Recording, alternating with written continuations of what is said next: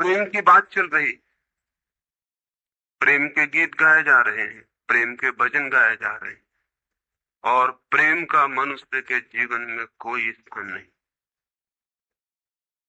अगर आदमी के भीतर खोजने जाएं तो प्रेम से ज्यादा असत्य शब्द दूसरा नहीं मिलेगा।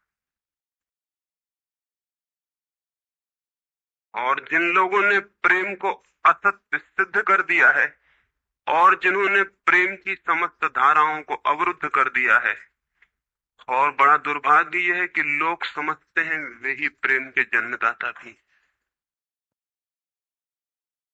और न इस संबंध में पूरब और पश्चिम में कोई फर्क है, न हिंदुस्तान में और न अमेरिका में कोई फर्क। मनुष्य के जीवन में प्रेम की धारा प्रकट ही नहीं हो पाई, और नहीं हो पाई तो हम दोष देते हैं कि मनुष्य ही बुरा है इसलिए नहीं प्रकट हो पाई। हम दोष देते हैं कि मन ही जहर है इसलिए प्रकट नहीं हो पाई। मन जहर नहीं है, और जो लोग मन को जहर कहते रहे उन्होंने ही प्रेम को जहरीला कर दिया, प्रेम को प्रकट नहीं होने दिया। मन जहर हो कैसे सकता है? इस जगत में कुछ भी जहर नहीं है। परमात्मा के सारे उपक्रम में कुछ भी विष नहीं है, सब अमृत है। लेकिन आदमी ने सारे अमृत को जहर कर लिया है, और इस जहर करने में शिक्षक, साधु संत और तथाकथित धार्मिक लोगों का सबसे ज्यादा हाथ। इस बात को थोड़ा समझ लेना जरूरी है, क्योंकि अगर ये बात दिखाई न पड़े तो मनुष्य के जीवन में कभी भी प्रेम भविष्य में भी नहीं हो सकेगा। क्योंकि जिन कारणों से प्रेम नहीं पैदा हो सका है उन्हीं कारणों को हम प्रेम प्रकट करने के आधार और कारण बना रहे हैं। हालतें ऐसी हैं कि गलत सिद्धांतों को अगर हजारों वर्ष तक दोहराया जाए तो फिर हम ये भूल ही जाते हैं कि सिद्धांत गलत है, और दिखाई पड़ने लगता है कि आदमी गलत है क्योंकि उन सिद्धांतों को पूरा नहीं कर पा रहा है।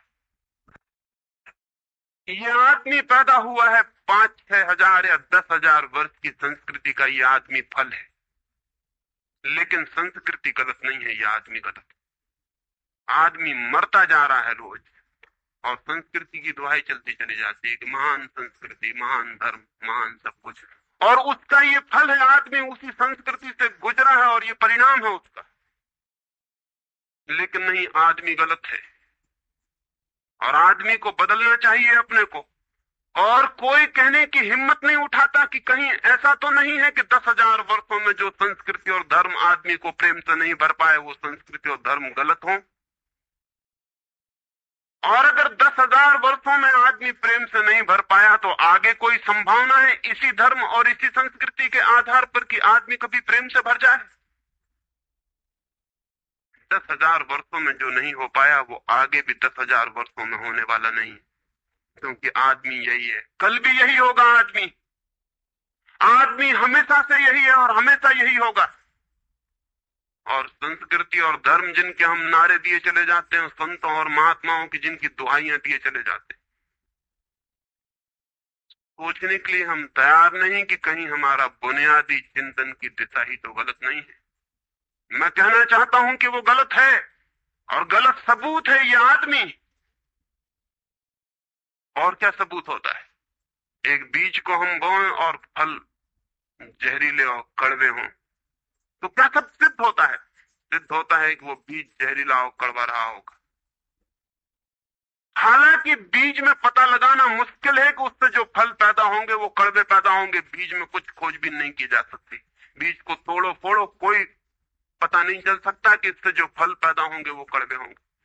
बीज को बो 100 वर्ष लग जाएंगे, वृक्ष होगा, बड़ा होगा, आकाश में फैलेगा, तब फल आएंगे और तब पता चलेगा कि वे कड़वे।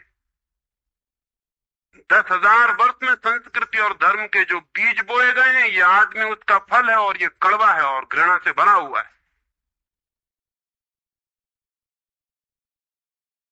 लेकिन उसी की दुहाई दिया चले जाते हैं हम और सोचते हैं उससे प्रेम हो जाए। मैं आपसे कहना चाहता हूं उससे प्रेम नहीं हो सकता है, क्योंकि प्रेम के पैदा होने की जो बुनियादी संभावना है, धर्मों ने उसकी ही हत्या कर दी है और उसमें ही जहर घोल दिया है। मनुष्य से भी ज्यादा प्रेम पशुओं और पक्षियों में और पौधों में दिखाई पड़ता है, जिनके पास न कोई संस्कृति है न कोई धर्म। संस्कृत और सुसंस्कृत और सभ्य मनुष्यों की बजाय असभ्य और जंगल के आदमी में ज्यादा प्रेम दिखाई पड़ता है, जिसके पास न कोई विकसित धर्म है, न कोई सभ्यता है, न कोई संस्कृति है। जितना आदमी सभ्य सुसंस्कृत और तथाकथित धर्मों के प्रभाव में मंदिरों और चर्चों में प्रार्थना करने लगता, उतना ही प्रेम से शून्य क्यों होता चला जाता। जरूर कुछ कारण है, और दो कारणों पर मैं विचार करना चाहता हूं। अगर वे ख्याल में आ जाएं तो प्रेम के अवरुद्ध स्रोत टूट सकते हैं और प्रेम की गंगा बह सकती है। वो हर आदमी के भीतर है, उसे कहीं से लाना नहीं है। प्रेम कोई ऐसी बात नहीं है कि कहीं खोजने जाना है उसे, वो है। वो प्राणों की प्यास है हर एक के भीतर, वो प्राणों की सुगंध है प्रत्येक के भीतर, लेकिन चारों तरफ से परकोटा है उसके और वो प्रकट नहीं हो पाती। सब तरफ पत्थर की दीवार है और वो झरने नहीं फूट पाते।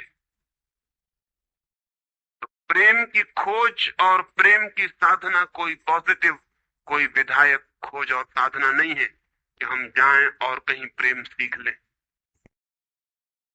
स्वास्थ्य तो मनुष्य के भीतर छिपा है, इसलिए मनुष्य की परिभाषा के बाहर है। बीमारी बाहर से आती है, इसलिए बाहर से परिभाषा की जा सकती है। स्वास्थ्य भीतर से आता है, उसकी कोई परिभाषा नहीं की जा सकती। इतना ही हम कह सकते हैं कि बीमारियों का अभाव स्वास्थ्य, लेकिन ये स्वास्थ्य की कहां परिभाषा हुई। स्वास्थ्य के संबंध में तो हमने कुछ भी ना कहा कि बीमारियां नहीं है, तो बीमारियों के संबंध में कहा। सच ये है कि स्वास्थ्य पैदा नहीं करना होता, या तो छिप जाता है बीमारियों में, या बीमारियां हट जाती हैं तो प्रकट हो जाता है। स्वास्थ्य हम में है, स्वास्थ्य हमारा स्वभाव है। प्रेम हम में है, प्रेम हमारा स्वभाव है। इसलिए ये बात गलत है कि मनुष्य को समझाया जाए कि तुम प्रेम पैदा करो। सोचना यह है कि प्रेम पैदा क्यों नहीं हो पा रहा है, बाधा क्या है, अड़चन क्या है, कहां रुकावट डाल दी गई। अगर कोई भी रुकावट ना हो तो प्रेम प्रकट होगा ही। उसे सिखाने की और समझाने की कोई भी जरूरत नहीं है। अगर मनुष्य के ऊपर गलत संस्कृति और गलत संस्कार की धाराएं और बाधाएं न हो तो हर आदमी प्रेम को उपलब्ध होगा ही, ये अनिवार्यता है। प्रेम से कोई बच ही नहीं सकता, प्रेम स्वभाव है। प्रकृति तो एक हारमोनी है, एक संगीतपूर्ण लयबद्धता है, लेकिन आदमी ने जो जो निसर्ग के ऊपर इंजीनियरिंग की है, जो जो उसने अपने यांत्रिक धारणाओं को ठोंकने की और बिठाने की कोशिश की है, उससे गंगाएं रुक गई हैं, जगह जगह अवरुद्ध हो गई। और फिर आदमी को दोष दिया जाता है। लेकिन आदमी के जीवन में खिल न पाए फूल प्रेम का तो हम कहते हैं तुम हो जिम्मेवार। और कोई नहीं कहता कि भूमि ना मिली होगी ठीक, पानी ना मिला होगा ठीक, सूरज की रोशनी ना मिली होगी ठीक, इसलिए यह आदमी का पौधा अवरुद्ध रह गया, विकसित नहीं हो पाया, फूल तक नहीं पहुंच पाया। मैं आपसे कहना चाहता हूं कि बुनियादी बाधाएं आदमी ने खड़ी की हैं। प्रेम की गंगा तो बह सकती है और परमात्मा के सागर तक पहुंच सकती है। आदमी बना उसलिए है कि वो बहे और प्रेम बहे और परमात्मा तक पहुंच जाए, लेकिन हमने कौन सी बाधाएं खड़ी कर। पहली बात, आज तक मनुष्य की सारी संस्कृतियों ने सेक्स का, काम का, वासना का विरोध किया है। इस विरोध ने मनुष्य के भीतर प्रेम के जन्म की संभावना तोड़ दी, नष्ट कर दी। इस निषेध ने, क्योंकि सच्चाई यह है कि प्रेम की सारी यात्रा का प्राथमिक बिंदु काम है, सेक्स है। प्रेम की यात्रा का जन्म गंगोत्री, जहां से गंगा पैदा होगी प्रेम की, वो सेक्स है, वो काम। और उसके सब दुश्मन है, सारी संस्कृतियां और सारे धर्म और सारे गुरु और सारे महात्मा।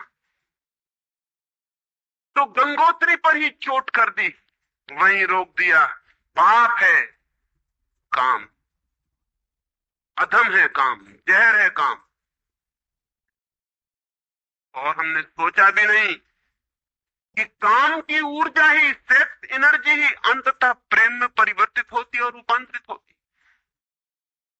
प्रेम का जो विकास है वो काम की शक्ति का ही ट्रांसफॉर्मेशन है, वो उसी का रूपांतरण है। एक कोयला पड़ा हो और आपको ख्याल भी नहीं आएगा कि कोयला ही रूपांतरित होकर हीरा बन जाता है।